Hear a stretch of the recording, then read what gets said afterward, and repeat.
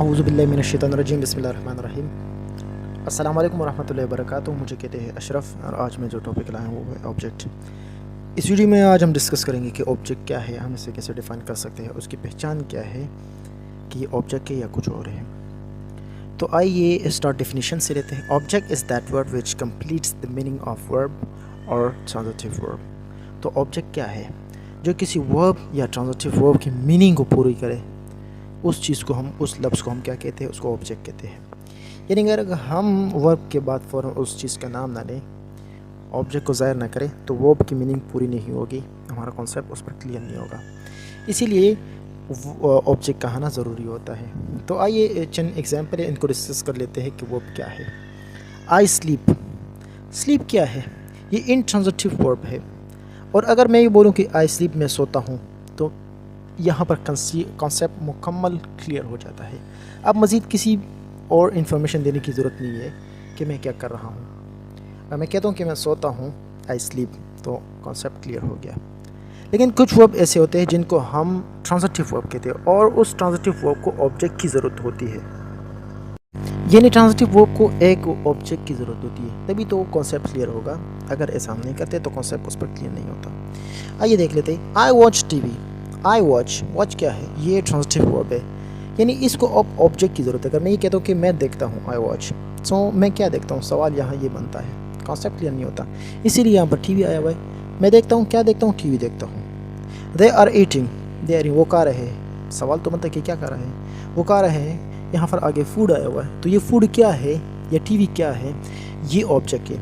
They are eating food, तो food क्या है? ये ऑब्जेक्ट है, क्योंकि ये ईटिंग के मतलब को पूरा कर रहा है।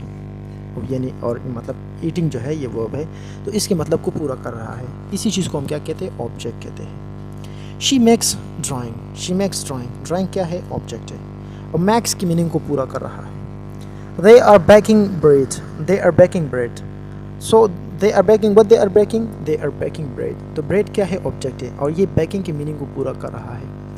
तो इस तरह हमें पता चला कि ऑब्जेक्ट क्या है, यानी ट्रांजिटिव वर्ब या कोई और वर्ब हो, उसकी मीनिंग को पूरा करने वाले लफ्ज़ को हम क्या कहते हैं? ऑब्जेक्ट कहते हैं। तो इनके जिन टाइप्स है वो भी डिस्कस कर लेते हैं। सबसे पहले डायरेक्ट ऑब्जेक्ट है। Direct object is a noun or pronoun which receives an action directly. तो डायरेक्ट ऑब्जेक्ट क्या है? कोई नाउन या प्रोनाउन जो डायरेक्टली एक्शन को रिसीव करता है, उसे डायरेक्ट ऑब्जेक्ट है और डायरेक्ट ऑब्जेक्ट कहते हैं। इसमें एक नोट करने वाली बात है, for the direct object here must be the transitive verb. तो इसके लिए ट्रांजिटिव वर्ब का होना लाजमी है। ट्रांजिटिव वर्ब क्या है? वो वर्ब जिसे किसी ऑब्जेक्ट की ज़रूरत हो, यानी वो वर्ब अकेला खुद अपना मतलब नहीं निकाल सकता हो, तो उसे क्या कहते हैं? हम ट्रांजिटिव वर्ब कहते हैं। और इन ट्रांजिटिव वर्ब क्या है? जैसे I sleep, they cry, we run. तो ये जो स्लीप है, क्राई है, रन है, इसके बाद अब मज़ीद इन्फॉर्मेशन की ज़रूरत नहीं है, क्योंकि इस वर्ब से हमें पता चलता है कि एक्शन क्या हो रहा है। लेकिन जबकि दूसरी तरफ ये है आई प्ले क्रिकेट। प्ले क्या है? ये ट्रांजिटिव वर्ब है। अब इस ट्रांजिटिव वर्ब को ऑब्जेक्ट की ज़रूरत है, जो क्रिकेट आया हुआ है। ये क्रिकेट क्या करता है? ये प्ले की मीनिंग को पूरा कर रहा है। I play, what I play? I play cricket. अगर मैं यूँ कहता हूँ कि आई प्ले, तो कॉन्सेप्ट क्लियर नहीं होता, क्योंकि अब हमारा कॉन्सेप्ट इस पर इसलिए क्लियर नहीं, क्योंकि I play, but what I play? I play football, video game, what I play? I mean there are lot of games, so is that's Y इसको क्या ज़रूरत होती है? इसको ऑब्जेक्ट की ज़रूरत होती है। तो वो क्रिकेट इस प्ले की मीनिंग को पूरा कर रहा है, तो ये प्ले क्या है? ट्रांजिटिव वर्ब है। He drives, what is drives? It drives a car, तो कार क्या है? ये डायरेक्ट ऑब्जेक्ट है। इस तरह they listen, what they listen? They listen नाथ, तो नाथ क्या हुआ? अब डायरेक्ट ऑब्जेक्ट हुआ, क्योंकि वो वर्ब की मीनिंग को पूरा कर रहा है, लिसनिंग की मीनिंग को पूरा कर रहा है। कि मैं सुनता हूँ, तो मैं क्या सुनता हूँ? मैं नाथ सुनता हूँ। तो ये नाथ क्या करता है? ये वर्ब की मीनिंग को पूरा करता है, और इसी को ही डायरेक्ट ऑब्जेक्ट कहते हैं, क्योंकि ये फ़ौरन वर्ब के बाद आया हुआ है। आइए अब इनडायरेक्ट ऑब्जेक्ट डिस्कस कर लेते हैं कि ये क्या है। डेफिनेशन से स्टार्ट लेते हैं। Indirect object is a person or thing which receives action directly. तो इनडायरेक्ट ऑब्जेक्ट क्या है? या तो पर्सन होगा या कोई चीज़ होगा जो इनडायरेक्टली एक्शन को रिसीव कर रहा होगा। डायरेक्टली नहीं, बल्कि इनडायरेक्टली एक्शन को रिसीव करता होगा, तो उस ऑब्जेक्ट को हम क्या कहेंगे? इनडायरेक्ट ऑब्जेक्ट कहेंगे। और याद रहे, उस सेंटेंस में दो ऑब्जेक्ट होंगे, एक इनडायरेक्ट होगा और एक डायरेक्ट ऑब्जेक्ट होगा। उसका पहचान क्या कि इनडायरेक्ट कौन सा है और डायरेक्ट कौन सा है?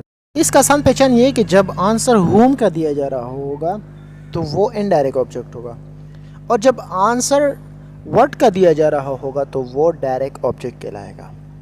देखिए चलिए एग्जाम्पल इनको डिस्कस कर लेते हैं। ही गिव मी मोबाइल। मोबाइल क्या है? मोबाइल ये है डायरेक्ट ऑब्जेक्ट, क्योंकि उसने दिया, उसने क्या दिया? उसने मोबाइल दिया। देने वाला चीज़ क्या था? वो मोबाइल था, तो वो व्हाट है। उसने क्या दिया? उसने वो चीज़ दिया, तो वो चीज़ क्या हुआ?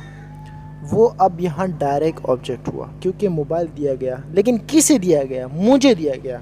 तो मैं क्या हो गया हूँ?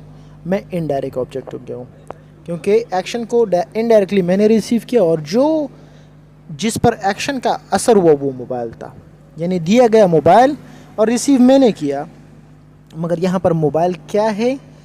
वो डायरेक्ट ऑब्जेक्ट है और मी इनडायरेक्ट ऑब्जेक्ट है। इस तरह I told him a news. News जो है वो डायरेक्ट ऑब्जेक्ट है, हिम जो है वो इनडायरेक्ट ऑब्जेक्ट है। इस तरह Ali showed us a car. A car क्या है? अ कार डायरेक्ट ऑब्जेक्ट है, क्योंकि वो व्हाट का आंसर दे रहा है।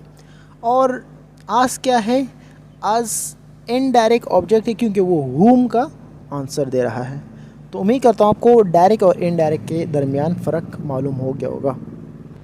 आइए अब ऑब्जेक्ट और प्रेपोजिशन डिस्कस कर लेते हैं। ऑब्जेक्ट और preposition is a noun or pronoun which comes after preposition. तो ऑब्जेक्ट और प्रेपोजिशन क्या है? वो ऑब्जेक्ट जो प्रेपोजिशन के बाद आ जाए उसे ऑब्जेक्ट और प्रेपोजिशन कहते हैं। एग्जाम्पल है I came here before you. Before क्या है? प्रेपोजिशन है, और यू क्या है? ये अब ऑब्जेक्ट हुआ। इस तरह he saw me with Ali. With क्या है? प्रेपोजिशन है। अली क्या है? नाउन है, मगर यहाँ पर प्रेपोजिशन ऑब्जेक्ट हुआ। किस चीज़ का ऑब्जेक्ट हुआ? प्रेपोजिशन का ऑब्जेक्ट हुआ। इस तरह I never think about them. तो अबाउट क्या है? प्रेपोजिशन है, और दैम क्या है? ये ऑब्जेक्ट और प्रेपोजिशन है, क्योंकि ये प्रेपोजिशन के बाद आया है। तो उम्मीद है आपको ऑब्जेक्ट और प्रेपोजिशन भी समझ में आ गया होगा। ऑब्जेक्ट और प्रेपोजिशन बहुत इजी है। यही समझे कि प्रेपोजिशन के बाद कोई भी नाउन आ जाए तो वो ऑब्जेक्ट और प्रेपोजिशन कहलाएगा। आइए अब ऑब्जेक्ट और पॉजिटिव एडजेक्टिव डिस्कस कर लेते हैं कि ये क्या है। That object which comes after positive adjective it is called object of positive adjective. तो ये भी प्रेपोजिशन की तरह है, यानी जब भी किसी पॉजिटिव एडजेक्टिव के बाद कोई नाउन आ जाए तो वो क्या कहलाएगा? वो ऑब्जेक्ट ऑफ पॉजिटिव एडजेक्टिव कहलाएगा। I like your job. Your क्या है? पॉजिटिव एडजेक्टिव है, और जॉब क्या हुआ? ये अब ऑब्जेक्ट ऑफ पॉजिटिव एडजेक्टिव हुआ। इस तरह ही सॉ माई फादर। तो माई फादर भी ऑब्जेक्ट ऑफ पॉजिटिव एडजेक्टिव हुआ। माई क्या है? ये पॉजिटिव एडजेक्टिव है, और फादर इसका ऑब्जेक्ट हुआ। ही आई हेल्प हिज ब्रदर। तो ब्रदर क्या है? ये ऑब्जेक्ट है। किसका ऑब्जेक्ट है? पॉजिटिव एडजेक्टिव का ऑब्जेक्ट है। तो उम्मीद करता हूँ आपको ये भी समझ में आ गया होगा। मुझे दीजिए इजाज़त, और दूसरी बात यह कि इस वीडियो को शेयर करें और इसको लाइक करें, कमेंट करें, और अगर आपको किसी और लेसन के बारे में कुछ जानना है तो इस वीडियो में कमेंट्स करें, इंशाल्लाह उसको भी डिस्कस करेंगे। मुझे दीजिए इजाज़त। खुदा हाफिज़।